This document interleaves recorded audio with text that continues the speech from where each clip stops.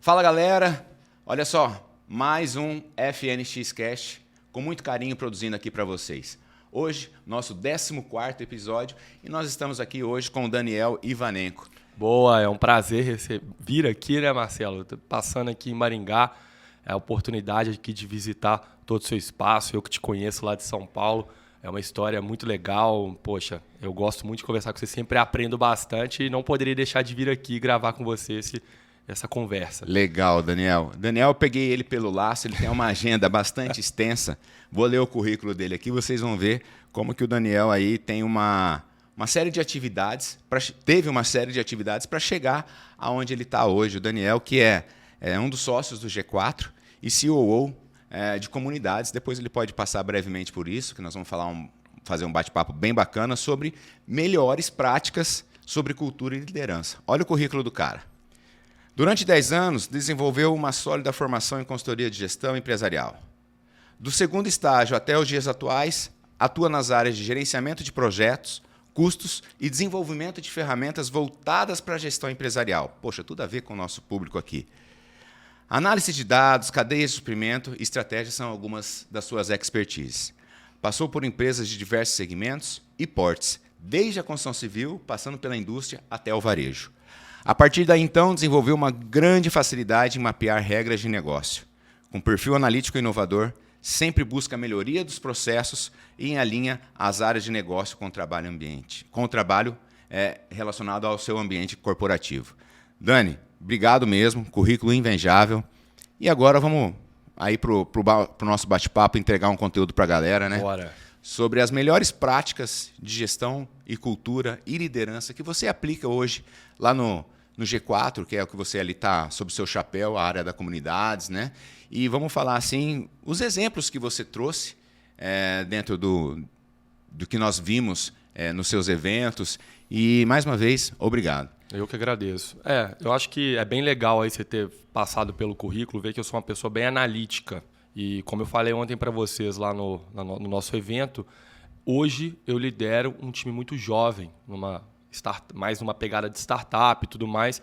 E como que você, uma pessoa totalmente analítica, foco em dados, engenheiro, aquela pessoa bem quadrada, como é que você consegue fazer gestão de pessoas? São coisas totalmente distintas, mas é o mais importante hoje. Caso contrário, esquece resultados. Se você não tiver uma equipe alinhada com um propósito e uma missão muito bem clara para eles, do que eles devem entregar no final do dia, no final do ano, seja estratégica ou uma visão ali de curto prazo, eles não conseguem simplesmente entregar a atividade por si só. Você falou ali que eu sempre percebi nas reuniões que a gente faz lá em São Paulo, dentro do grupo que eu participo, que é o Scale, na qual você é o mediador, que você escreve muito. Escreve muito. E eu adotei isso para minha empresa. E realmente, pegando um gancho nessa frase que você falou, lidar com pessoas jovens, realmente é uma crescente, né, que os negócios estão fazendo. E como a gente lidera isso? Faz eles escreverem também? Você é o exemplo escrevendo e fazendo eles escrever? Escrever nada mais é do que você coletar dados. Eu sou uma pessoa que o tempo inteiro eu estou focado em coletar dados. Porque hoje o jovem é muito imediatista. Então agora você pega essas ferramentas que surgiram aí de AI, ChatGPT, dentre outras. O cara acha que vai ter a resposta ali na hora, que dali ele já vai conseguir melhorar, aprender, tudo muito rápido.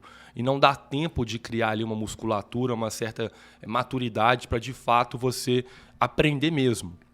Você só consegue aprender no dia a dia, no mundo dos negócios, se você tiver dados bem estruturados, dados corretos, para você exatamente poder fazer todo esse filtro e dali sim você gera informações e depois o conhecimento.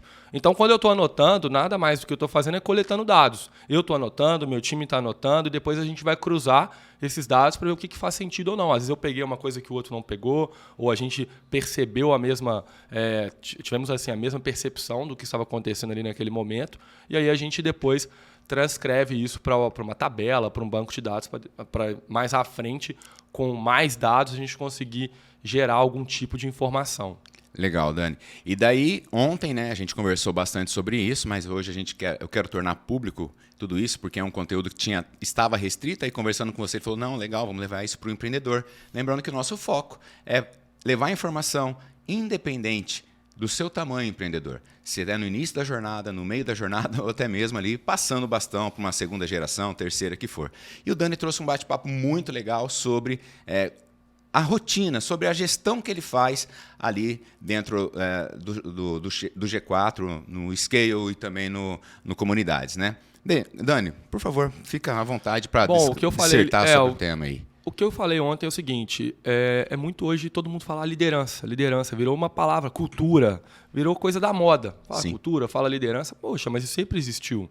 A questão é que agora a gente está falando disso de uma maneira muito mais estruturada, porque percebeu que isso de fato gera resultado para o negócio.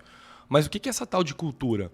Nada mais é do que práticas e processos que você implementa no dia a dia ali da sua empresa, com o seu time, independentemente do tamanho.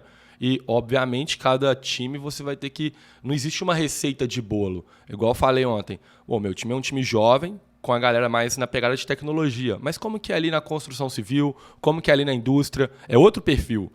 Mas você pode, sim, adaptar as ferramentas para aquele perfil. Né? Até citei aquele exemplo ali do feedback. Como é que você dá um feedback para uma pessoa mais jovem, para uma pessoa mais experiente, para uma pessoa da área de tecnologia, para uma pessoa mais ali do dia a dia da fábrica, da construção civil? É diferente. Mas o que eu costumo dizer é algo que uma vez um antigo chefe mesmo falou, e eu carrego isso para mim, que é: seja duro com os processos e não com as pessoas. Boa. Então, quando você vai fazer algum tipo de feedback, foca sempre no problema do processo, no problema ali da máquina, do software, nunca na pessoa. A pessoa ela vai entender que ela é responsável por aquilo. Então, a partir do momento que você está criticando um processo, indiretamente, você está, não é criticando essa pessoa, mas você está mostrando para ela que ou ela está errando naquela atividade ou aquela atividade não faz sentido. Tem algum problema ali. Mas se a ideia é entregar um resultado no final do dia, seja duro com os processos, não com as pessoas. Senão aí vai para o lado pessoal, aí começa a achar que tá pegando no meu pé, não vai com a minha cara, e aí você entra num universo que não é legal para ninguém ali. Legal, Dani. E você fala aí, seja duro com os processos. A todo instante você está revendo processos? Sim, o tempo inteiro. Acho que quem falou isso foi o Lawrence, da THX. Se você aperta um botão todo dia, tá errado, cara. Se você está fazendo a mesma atividade, se você parou para pensar, cara, todo dia eu estou fazendo isso, espera aí, deixa eu pensar o que está acontecendo. Eu não tenho que fazer isso todo dia. Se eu estou fazendo essa atividade todo dia, eu estou errando alguma coisa. Tudo bem que no final está dando certo, mas, cara, eu não estou pensando em melhorar isso aqui. Será que eu não posso fazer uma vez por semana, uma vez por mês? Ou eu criar alguma coisa que eu não preciso mais fazer isso? Enfim, se você é muito repetitivo em alguma coisa, para pensar que provavelmente você está errado. Você entende que essa galera jovem que você lidera aí, qual a maior necessidade deles? Feedback, one-on-one? O que você implementa ali no dia a dia para lidar com eles? Os dois. Eu tenho uma menina do meu time que ela fala assim, Daniel, one-on-one com você é uma terapia. Eu preciso fazer isso, cara. Tem gente que semanal? Eu tento fazer sempre semanal. É que é bastante... Tem um ou outro ali que acaba escapando. E também, mas acaba que se eu não fizer o one-on-one com ele, eu saio para almoçar, eu converso com ele ali depois do trabalho, alguma coisa assim, sempre manter perto. E essa pessoa do meu time, ela fala, Daniel, eu faço one-on-one com você, às vezes eu não tenho nada para falar, mas eu preciso. Nem que seja para eu saber se eu estou bem, se eu estou mal, ter alguma coisa ali. Ela é quase que uma terapia. Agora, tem gente que o one-on-one ali é importante, até porque, como eu falei ontem, às vezes a pessoa está sendo assediada por uma empresa, ela está com algumas dificuldades de se entender ali como uma pessoa reconhecida no trabalho. E quando você faz o one-on-one com ela, você vai mapeando essas coisas. E até também descobre se ela está com algum tipo de dificuldade ou problema na vida pessoal dela. Então eu acho bem legal e bem importante o one-on-one. E o feedback é o que eu falei. Evito sempre dar um feedback direto, embora eu goste de dar feedback na hora. Eu não vou guardando para a reunião do one-on-one. Se a pessoa precisa de um feedback ali, seja positivo ou negativo, tenta fazer isso na hora. Porque aí na hora ali você já mostrou para ela já entendeu, e depois lá no one-on-one você recapitula isso aí. Lembra que eu te falei naquele dia? Isso realmente, Nelson, tem razão, e assim torna o trabalho um pouco mais fluido. Isso evita conflitos, né? Evita. Você tem que resolver na hora. O problema é feito para resolver na hora. Evita tampar sol com a peneira. Viu que o problema está ali, talvez não precise resolver na hora, mas mostre, se posicione e fala, olha, tô vendo esse problema, não consigo resolver agora, mas eu tô vendo, tá, pessoal? Alguém tiver alguma solução, pode me trazer. Agora, quando você passa pano, tampa o sol com a peneira, seja um problema ali de cultura, de algum tipo de conduta da pessoa do seu time, ou até, enfim, do próprio processo, você está vendo e não fala, você não está exercendo o seu papel de líder. Porque você vai começando a acumular isso para frente e uma hora não tem volta mais. É o que eu falo com o pessoal. Gente, viu um problema, não precisa resolver na hora, mas mostre, se posicione, porque a pior coisa que tem é você querer fingir que não está vendo aquilo. Legal, cara. Você também comentou sobre saio para almoçar, às vezes fazer o one-on-one. Então, assim, não existe uma formalidade. Vou chamar você aqui, vamos fazer o one-on-one. Não, às vezes vai de cada um. Vai de cada um. Vai de cada um. Vai de cada um. Tem gente do meu time que, cara, eu vou sentar com você para fazer o one-on-one, a gente está conversando todo dia, almoçando. Cara, e aí, que nós vamos conversar aqui? Nada. Então, para quê? Aí é excesso demais de reunião também, né? Tem gente que gosta de fazer reunião o dia inteiro. Eu falo que, às vezes, tem dia que eu começo a trabalhar 10 horas da noite. Porque o dia inteiro fazendo reunião, nem sei por que eu fiz as reuniões. Aí chega no final do dia e falo assim, cara, eu não fiz nada hoje, fiz só reunião. Tem dia que acontece Até isso. a palavra reunião a gente... Evita. Agora inventou call, vai falar qualquer coisa. Reunião. Outra palavra também que eu não aguento ouvir mais no dia a dia é a tal do alinhamento. Não, a gente está alinhando. Alinhando o quê, cara? Você está alinhando nada. Para de falar alinhamento, porque é bonita a palavra. Então eu falo assim, o cara tá sabendo o que está fazendo, estamos alinhando. Alinhando o quê? Então, assim, use a palavra alinhamento uma vez por mês. Você está usando muito, você não está alinhando nada. Você está alinhando tanto que não está fazendo nada. Uma coisa que eu acho muito bacana talvez, eu não sei se eu vou usar a palavra correta aqui, mas me perdoe, como um leigo, né, falando para um especialista, nós, enquanto usuários do G4, a gente chega lá, cara, se você vê o que esses caras dão de tratamento para nós, eles pensam em tudo. Até eu me lembro muito bem que um dia eu passei no consulado americano para renovar meu visto, que por conta do meu implante capilar, o meu visto, eles falaram que a foto... Não era você. Não era eu. Então eu tive que provar que eu era eu lá no consulado americano e logo depois era meu boarding meeting com minha turma do Scale. E daí eu cheguei lá um pouco nervoso, um pouquinho assim, em cima da hora, né? Eu estava com muita dor de cabeça. As pessoas conhecem a gente. Já não era a primeira vez que eu estava ali. E eu não estava legal. Aí chegou uma pessoa da equipe, até por preservar a imagem dela, não vou falar, mas que 10. Ela falou assim, tá tudo bem? Eu falei, olha, não está, eu preciso de um remédio de dor de cabeça. E ela prontamente foi lá, abriu a caixinha de remédios e me serviu. O que eu quero dizer com isso, Dani? A cultura de vocês, ela começa de dentro para fora. Então, se vocês têm todos ali no mesmo propósito, as pessoas que estão fora estão vendo isso. E eu fiquei assim de boca aberta com esse tratamento. Sem falar ali dos coffee breaks, dos conteúdos, dos materiais entregues, do que a gente aprende com empresários do Brasil todo ali trocando informações. Então, essa cultura também é implementada, cara? Como que vocês pensam nisso? Eu não penso, isso acontece naturalmente. Vamos lá, deixa eu te perguntar uma coisa. Hoje tem 50 pessoas mais ou menos no meu time. O que eu faço lá? Hoje qual que é a minha função? Eu vejo você se relacionando com a gente, que é um usuário. Faço nada, cara. Não faço nada. Quem faz tudo é meu time. Eu não faço nada. E isso é muito legal, porque é o que eu falei ontem para vocês daquela pirâmide invertida. Pirâmide invertida. Vamos relembrar ela? Exato, a estrutura. Clientes, exatamente. Né? Cliente, aqui se você vira a pirâmide de cabeça para baixo, a base seria em cima, seria o cliente, pirâmide o colaborador, o gerente e o diretor. Então seria o nível operacional, tático e estratégico. E o cliente ele é o seu chefe. Então o que acontece?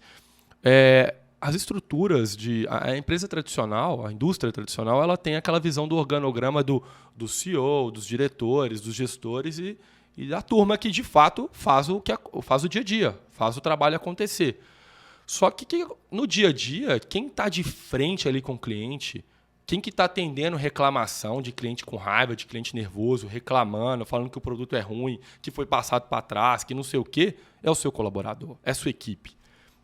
Então, ele que está ali no dia a dia, ele que está na frente, no front ali. Não adianta nada se ele falar assim, não, peraí, deixa eu perguntar para o meu gestor aqui. Você já fica, nossa, tá perguntar para o gestor. Aí o gestor, deixa eu ver aqui com o meu diretor. Aí o negócio não funciona. Não funciona. Então, você tem que dar autonomia, você tem que dar tranquilidade, ferramenta, estrutura, suporte para as pessoas que estão de frente com o cliente, elas tenham condições e tranquilidade ali em poder resolver o problema. Então, aí eu puxo aquela questão do BREG, que eu falei para vocês, da missão. Se a empresa ela tem uma missão muito maior, um propósito muito maior do que simplesmente entregar uma atividade, uma tarefa no final do dia, por exemplo, no G4, a nossa missão é gerar 1 milhão de empregos até 2030. Então, eu trabalho por causa disso, os meus gestores trabalham assim, os fundadores trabalham dessa forma, os colaboradores também. Então, quando ocorre qualquer problema ali seu de chegar com dor de cabeça, o que meu time está pensando? Cara, se o Marcelo vir assistir essa aula com dor de cabeça, ele não vai entender, ele não vai melhorar o negócio dele, ele não vai conseguir gerar 1 milhão de empregos, ele não vai me ajudar na missão de gerar 1 milhão de empregos. Então, ele não interessa se é a função dele ou não ali de te dar o remédio. No fim do dia, o trabalho dele é garantir que você saia dali com algo para aplicar na sua empresa para que você cresça e ajude a gente a gerar 1 milhão de empregos. Isso só é possível se os colaboradores entenderem que eles têm essa missão e eles poderem trabalhar tranquilamente ali com o cliente. Então eu estou aqui em Maringá, meu time está lá executando o trabalho deles. Está tendo evento hoje? Não sei. Se tiver, eu tenho tranquilidade que eles estão entregando melhor. Entendi. Autonomia, então. Autonomia. É tudo. E você demonstrou ontem lá, já avançando na sua apresentação, que é isso que eu queria tornar público aqui, a palavra race, né? A race lá. Race seria em inglês. O race. O race. Vamos falar um pouquinho sobre dela, que eu acho que tem tudo a ver com o nosso tema aqui. Sim. Vamos explicar? Então é RACI. Isso. O R é o responsável, o A é a autoridade, o I é o informado e o C são os... O C é o consultado e o I são os informados, beleza? O que significa isso? Ontem eu levei para vocês o seguinte, o meu time é muito jovem, de novo, startup, o pessoal tem ideia demais. É ideia o tempo inteiro, muita criatividade o tempo inteiro. Falei, vocês estão proibidos de ter ideia agora. Vai, Daniel, como assim? Como é que você proíbe uma galera nova, inovadora, cultura, enfim, tudo aquela criativa de não poder ter ideia? Não, não é isso. Eu não quero mais fazer reunião, eu não quero que vocês apareçam aqui com várias ideias. Eu quero que vocês estruturem essas ideias dessa forma, então passei para eles um template que eu gostaria com que eles fizessem, seguindo essa metodologia. Tem que ter um responsável, tem que ter uma autoridade, tem que ter a pessoa os consultados e os informados. E além disso, tem que ter todo o contexto, o briefing, o objetivo, como é que você vai fazer, quanto que vai custar, quanto tempo você vai demorar para entregar isso. Então passei para eles ali todo um template para chegar para mim com a ideia. Se você não chegar com a ideia já estruturada, guarda ela para o seu coração, dorme com ela, leva ela para sua casa, conta lá na sua casa, para os seus amigos, mas não traga a ideia, estou pensando aqui. Não, se você está pensando, para um pouquinho e estrutura. Quando eu fiz isso, parou, entre aspas, de aparecer um monte de ideia. Mas começaram a aparecer ideias boas. Porque a pessoa que se dá o trabalho de estruturar algo que ela quer fazer, uma ideia, eu uso essa ferramenta, mas cada um no seu dia a dia pode usar outra. É porque a ideia dela faz sentido. Se ela parou ali, o dia dela, seja depois do expediente, um fim de semana, poxa, deixa eu pensar aqui, porque ela realmente acredita naquilo. Então faz sentido trazer. Ela já pensou nas implicações, nos problemas, nas consequências, nos resultados. Pode até ser que não seja uma boa ideia, mas se ela passou a estruturar isso, ela pensou, cara, traz isso para a reunião, faz sentido discutir. Agora, se ficar ali, todo mundo falando um monte de coisa, na base do achismo, aí traga cerveja, traz cerveja para cá, vamos pega um torresmo, um tira-gosto, vamos conversar, todo mundo que falar das ideias. Mas não tem como, cara. O dia a dia nosso é uma loucura. Se todo mundo traz uma ideia, cara, você não sai do lugar. Aí você fica naquela sensação que eu falei ontem. Cara, aí chega depois no final do mês, a gente fala, eles não nos escutam. Não, parece que você está falando grego, né, cara? Não, porque assim, aí o time fala, a gente vive falando, mas eles nunca escutam a gente. Fala, cara, como assim vive falando e eu nunca escuto? Então assim, vamos começar a estruturar, que aí não tem como, acabou. Então hoje todas as ideias que o time traz são ideias boas, podem ser executadas ou não, e acabam até que de vez em quando surge um produto, surge ali uma linha de receita, surge alguma economia, alguma otimização em algum processo, aí é legal, porque realmente você tem algo para construir ali no seu negócio. Caso contrário, é achismo, é uma vontade pessoal, é simplesmente uma maneira da pessoa mostrar que ela está participando, que ela está envolvendo, e na verdade não está nada. Legal, cara. E você entende assim, eu percebo, eu também tenho uma galera bastante jovem no escritório, que a todo instante ela tem que estar motivada, né? A nossa profissão é muito técnica, a contabilidade, né? Então a gente sabe, como eu te falei, a gente tem que olhar para a operação do cliente e transformar aqueles dados em informações que teoricamente vão alimentar informações gerenciais e para o fisco também.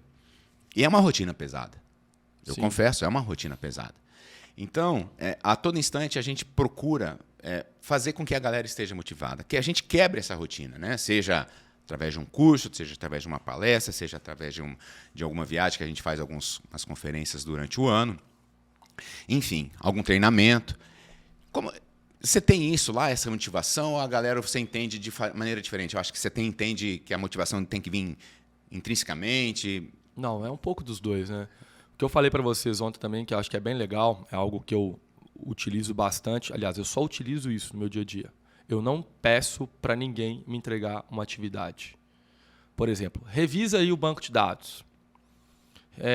Confere aí se o CRM está preenchido certo. Confere os 100 clientes e tal aí. Não, cara. A pessoa ela tem que ter uma missão. Seja ela uma missão grande, que no caso aqui eu trouxe o BREG, que é uma missão mais estratégica, macro, ou seja ela ali uma missão do dia. Então, ao invés de eu passar para a pessoa, olha, liga para essas 100 pessoas aqui, liga para esses 100 leads. Não, cara. Por que você não pode chegar para a pessoa e falar para ela assim, a gente precisa estruturar um processo ou algo diferente para a gente abordar esse perfil aqui de cliente. Um cliente A, um cliente B, ou um cliente do varejo. O que você acha que é legal? Deixa a pessoa falar, pô, então beleza, acho que faz sentido. Será que você consegue estruturar isso para mim hoje? E eu te entrego aqui uma lista com 100 pessoas? Poxa, Daniel, consigo, vou pensar aqui. Cara, se você simplesmente entrega uma atividade, uma tarefa, o cara vira um tarefeiro. Boa. Agora, se você entrega uma missão para ele e aquela tarefa está ancorada nessa missão, talvez ele faça até mais tarefas que você nem estava pensando. Mas ele faz aquela tarefa em prol da missão e não em prol de entregar 100 ligações ou o fim da tarefa. Porque aí acontece, nossa, que chato, velho, entreguei esse negócio. Tá aí, tá? Você pediu fazer, eu fiz. Que resultado que deu? Sei lá, liguei para o 100, não pediu isso para ligar para o 100? Liguei, não deu em nada. Agora, quando o cara tá com uma missão por trás disso, às vezes não liga nem para 100. Liga para 200 ou liga para 50, porque ele fala assim, olha só, Marcelo, não liguei para o 100, porque se a gente quer fazer dessa forma, é melhor ligar só para esses 50. Falou, cara, que legal. Se dependesse de mim, eu te mandar ligar para 100. Mas como eu te passei uma missão, você pensou ali que o 100 não faz sentido, o 50 faz. Ou que os 100 é pouco, precisa de 200. É diferente, o resultado vem. Então, se você focar no resultado e não somente ali no problema, focar na solução, na missão daquela pessoa para aquilo, a chance de dar certo é maior. Legal, né, cara? Você trouxe vários insights aí. Ao mesmo tempo, eu estava falando assim, o cara que tinha que ele fazer 100 contatos, ele estruturou um processo, conseguiu fazer 200. Ou seja, ele entregou a mais, né? Mas ele entregou o resultado?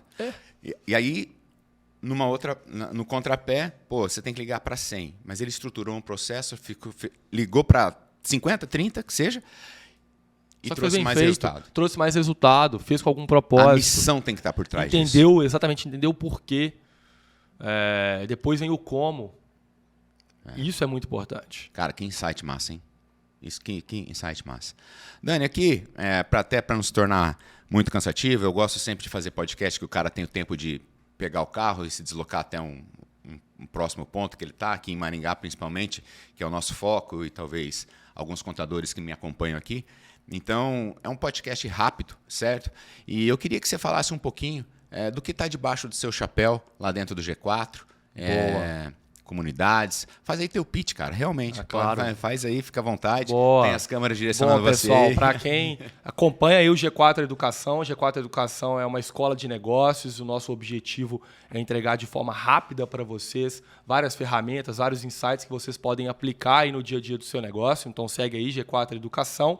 E para quem gosta de desenvolver, de se desafiar diariamente, a gente tem ali a nossa comunidade, é o G4 Scale ou o G4 Club, em que a gente reúne empresários, assim como o Marcelo, que faz parte ali com a gente, exatamente para discutir no dia a dia e ver o que eles estão fazendo de positivo ou o que eles fizeram que deu errado ali no negócio, exatamente para a gente evitar erros. A gente fala que primeiro você conhece pessoas boas para crescer o seu negócio, ou primeiro você cresce o seu negócio para conhecer pessoas boas? Então fica essa questão para vocês. E para quem quiser ir lá nos conhecer também, segue aí o G4 Scale ou o G4 Club aí no Instagram, que ali também tem várias coisas legais para vocês acompanharem a gente aí no dia a dia. E espero vocês ali conosco nos nossos programas de comunidade no G4 Educação. Fechou? Grande abraço aí. E outra coisa, compartilha esse podcast aqui incrível com seus amigos empresários aí.